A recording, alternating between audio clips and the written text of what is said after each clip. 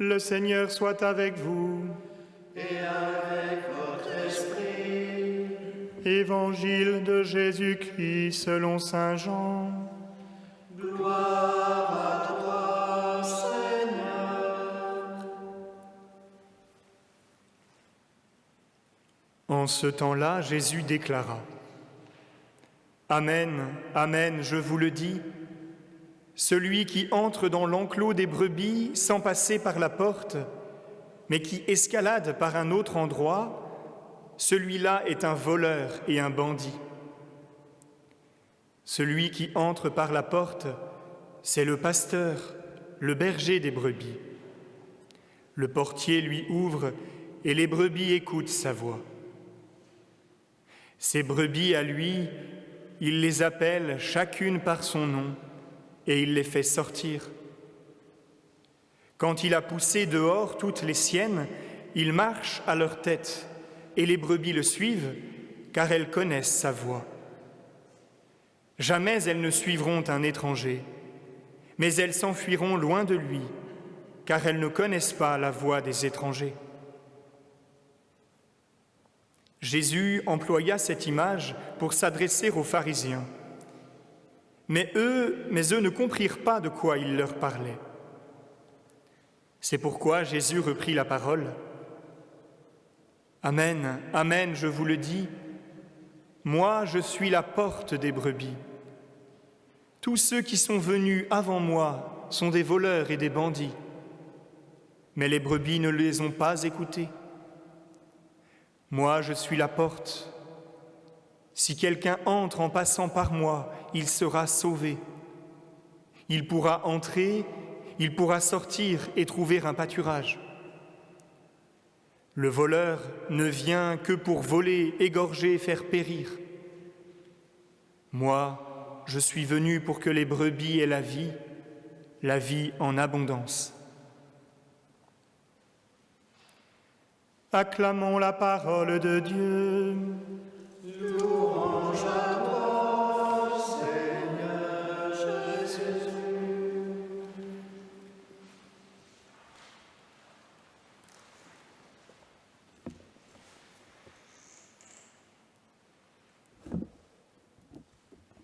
Frères, que devons-nous faire ? Que devons-nous faire ? Ont demandé les hommes qui ont écouté Pierre. Ces hommes qui, comme le précise le récit des Actes des Apôtres, ont été touchés au cœur par le discours vibrant de Pierre. Que devons-nous faire ?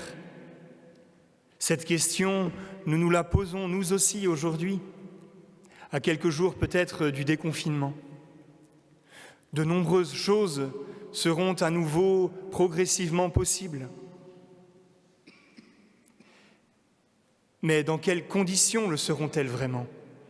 Il y aura les écoles qui ouvriront, pas pour tous, mais les contraintes sanitaires rendront certainement les choses bien difficiles et pour les élèves et les professeurs. Nous pourrons sortir sans attestation, mais le virus continuera d'être là, menaçant toujours les plus vulnérables. Certains musées seront réouverts, mais aurons-nous vraiment le cœur à cela ? Enfin, chacun fera ce qu'il veut et décidera selon ce qu'il préférera. Mais attention, cette question « que devons-nous faire ?» n'est pas une question que les hommes se posent à eux-mêmes, à l'intérieur de leur conscience. Non, ils la posent à Pierre, parce qu'ils ont entendu une parole qui a touché leur cœur, au point qu'ils ressentent une urgence à faire quelque chose, à réagir. Ils ne peuvent pas laisser cette parole qui les a touchés au cœur sans effet dans leur vie. Que devons-nous faire ? Mais ils ne décident pas de répondre par eux-mêmes à cette question. Ils ont entendu une première parole qui les a touchés et ils attendent une autre parole de la part de Pierre et des apôtres pour vivre en conséquence. Que devons-nous faire ? Vous convertir, dit Pierre, c'est-à-dire vous tourner vers Jésus, le laisser pardonner vos péchés et recevoir son Esprit Saint pour le suivre. Et ensuite, Eh bien ensuite, suivre Jésus, le laisser vous conduire, vous guider, être votre berger. Il est temps, chers frères et sœurs, il est temps aussi pour nous d'accueillir vraiment Jésus comme le berger de nos vies, en écoutant attentivement sa voix, en lui présentant d'une manière quotidienne notre cœur pour lui laisser la possibilité de nous donner son esprit et de nous indiquer le chemin. La semaine dernière, nous accompagnions avec le Père Jean-Jacques les 2 disciples qui marchaient désespérés vers Emmaüs, rejoints sur le chemin par Jésus qui les accompagnait, les écoutait, les consolait, les instruisait, réchauffait leur cœur, se rendait visible à leurs yeux et faisait d'eux finalement des témoins et des missionnaires pour leurs frères. Jésus, au-delà de la mort, se fait leur berger et marche avec eux. Il sera avec les apôtres encore pendant 40 jours, d'une présence qui leur donne la paix, pour ensuite les envoyer. Jésus, le bon berger, est vivant, chers frères et sœurs, et il continue à nous guider en personne. Jésus ne nous a pas laissé une sagesse de vie pour que nous nous dirigions nous-mêmes en nous posant tout seuls à nous-mêmes cette question « Que devons-nous faire ?» Non. Connaissez-vous, chers amis, le principe d'une sagesse, d'une idée ou de valeur ? Eh bien, c'est tout simplement que nous les tenons entre nos mains, dans notre esprit, et que nous leur donnons la place et l'importance que nous voulons. Une valeur ne vaut que l'attachement que je lui porte, selon la définition que je lui donne. Bref, à la fin, tout se rétrécit à ma mesure, à la mesure de mes opinions, à la mesure de mes envies, à la mesure de ma bonne volonté, qui d'ailleurs sont souvent changeantes et variables. Ceci nous conduit doucement au supermarché de la spiritualité, où les valeurs se retrouvent partout, indifféremment, en Jésus, Mahomet, Bouddha, Moïse ou Gandhi. Tous sont interchangeables, pourvu qu'on retire d'eux le meilleur de la sagesse de vie pour nous, pour les interpréter à notre guise. Mes chers amis, Jésus n'est pas interprétable. Il ne nous laisse pas l'héritage mort d'une sagesse à suivre, à entretenir. Il nous offre sa présence vivante de ressuscité. Pour recevoir la vie qu'il nous promet, il nous faut passer par lui et nul autre. Je suis la porte. Si quelqu'un entre en passant par moi, il sera sauvé. Jésus nous offre une présence vivante, sa présence en personne. Non pas le souvenir de sa présence, ni l'idée de sa personne. Non, sa présence en personne, lui vivant, bon berger, qui connaît nos noms et veut nous conduire, chacun et tous ensemble, par le don de son Esprit Saint. Il continue en personne à faire entendre sa voix, non pas le souvenir de sa voix, non pas l'écho ni l'idée de sa voix, mais sa voix à lui en personne, entendue à l'intime de nos cœurs, à travers la parole proclamée et en tant de moments de nos journées. La bonne nouvelle, mes frères, c'est que cette présence personnelle de Jésus, le bon berger, ne s'est pas arrêtée au jour de sa mort, puisqu'il est ressuscité et vivant pour toujours. Sa présence personnelle ne s'est pas arrêtée non plus au jour de l'ascension. Lui, le bon berger en personne, nous conduit à travers ses pasteurs.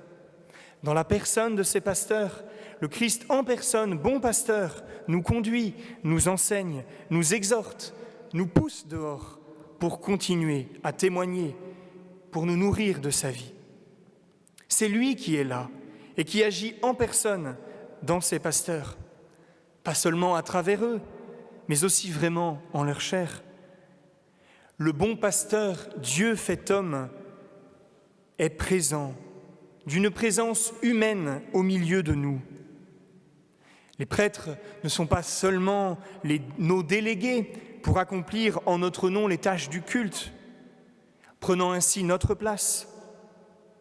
Non, ils sont en quelque sorte la présence personnelle et aimante du bon pasteur par qui Jésus veut se tenir toujours présent au milieu de nous, comme pasteur, comme berger.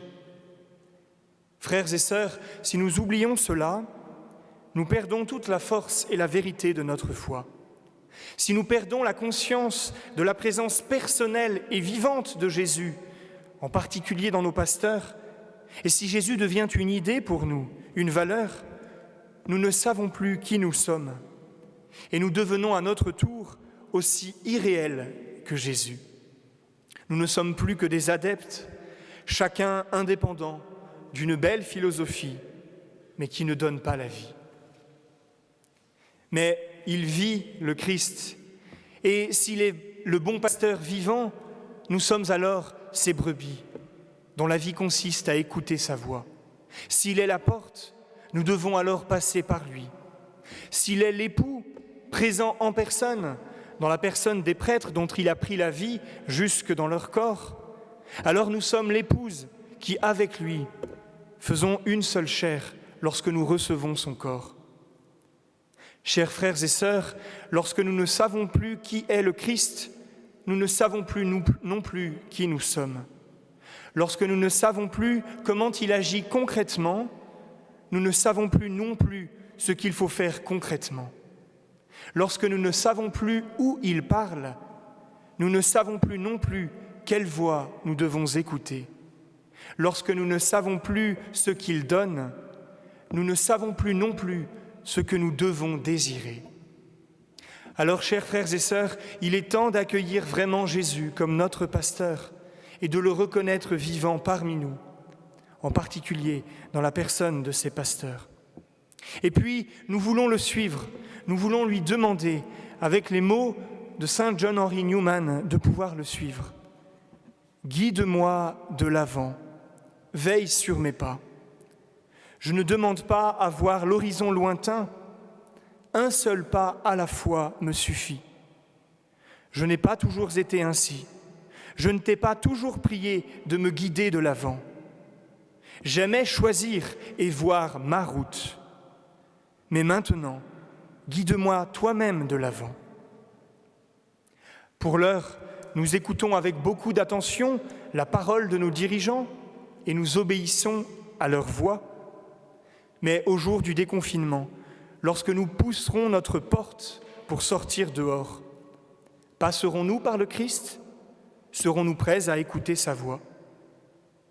Comme je le souhaite, pour nous tous, afin que la parole de l'apôtre Pierre puisse s'appliquer à nous. Vous étiez errants comme des brebis, mais à présent vous êtes retournés vers votre berger, le gardien de vos âmes. Pour finir, chers frères et sœurs, puisque Jésus est notre berger et que nous le choisissons, je nous repose à tous cette question. Que devons-nous faire ? Par quel geste aujourd'hui ? Par quel signe aujourd'hui chez moi puis-je montrer personnellement à Jésus qui est vivant que je l'ai choisi comme berger pour écouter sa voix de préférence à toutes les autres ? Et qu'ai-je choisi de faire en sortant lors du déconfinement qui puisse vraiment plaire à Jésus ?